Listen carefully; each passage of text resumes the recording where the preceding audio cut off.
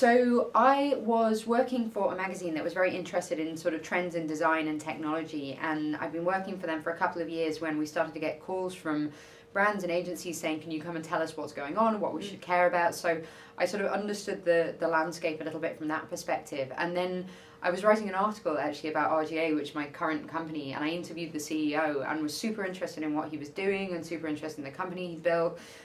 So I made the jump to go over there. And one thing to know actually is that I think journalism is one of those industries that makes you feel like you have no transferable skills. So you only know that, you know, how to write articles and how to interview people and how to publish and edit and things like that. And the minute I got into advertising, the minute I realized that journalism and strategy are essentially the same thing. You just have to do a bunch of research, find the most interesting thing about that research, and then communicate it in a way that makes people care. So it sounds like a weird leap, but I actually feel like a lot more journalists should be making this kind of jump.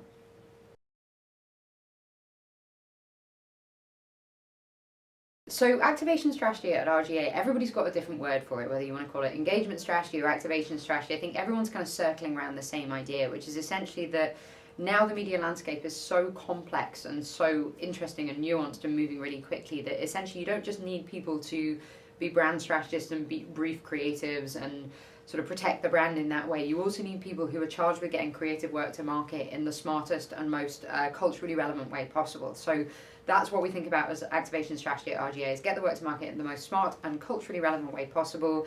And it incorporates everything from like social content, communications, connections, PR, partnerships, all of those different things. Basically, how can we land our work in the world in a way that makes people really sit up and take notice?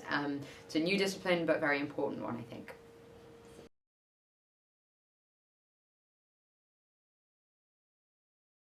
Okay, so I have a really good answer to this question. In the beginning of my career, when I was writing a lot and I was writing about trends, I used to get invited to go and speak places quite a lot, which was always really exciting. And particularly when you're in your mid-20s and you don't know anything and you've got sort of no money and like, you know, you're all of a sudden in these environments that were quite interesting and strange. And one of the organizations I worked with is an organization that puts together events for very sort of interesting, high-powered executives and things like that. So one of the speaking engagements I had to do was immediately after Donna Karan and then immediately before George Bush.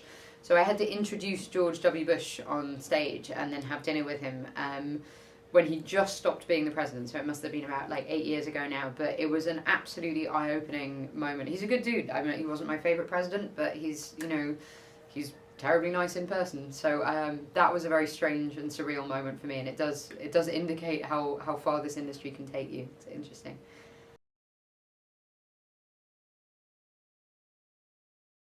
Good work. Couple of things. One, keeping it simple. I think as we get into this environment of more and more complicated channels, more and more complicated media plans, all of that stuff, occasionally we lose the clarity of an idea and the simplicity of an idea. So we're still looking to our creatives and our strategists to come up with something that's great, that's interesting, but that's also simple and that can be communicated very clearly to anybody who happens to be watching it or happens to be experiencing it. So simplicity is one. And then the second thing is looking for ads that, or experiences or cultural objects that would exist and feel like things that people would seek out even if they weren't bought into their faces as part of a, you know, a commercial or an ad break or something like that. We just want to make sure that the best place for you to see anything is shared by your friend in your feed. Like, because that's an endorsement, it says that we've hit home, it says that we've said something that's interesting as long as it's being shared positively.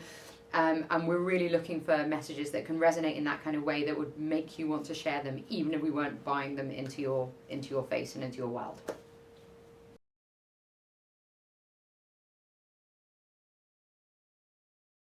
So some advice I would give to people sort of entering the industry for the first time, like two bits. One, get really comfortable with change. Get really comfortable with change. The industry is changing very, very quickly.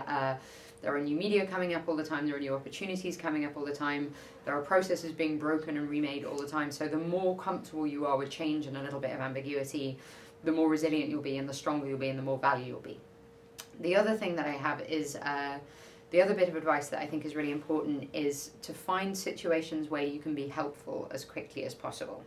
So I think a lot of people coming into the industry think that it's their job to do this one piece in the line, like I will provide you my brief, or I will give you my idea, or I will give you a budget, or whatever it is that you're doing.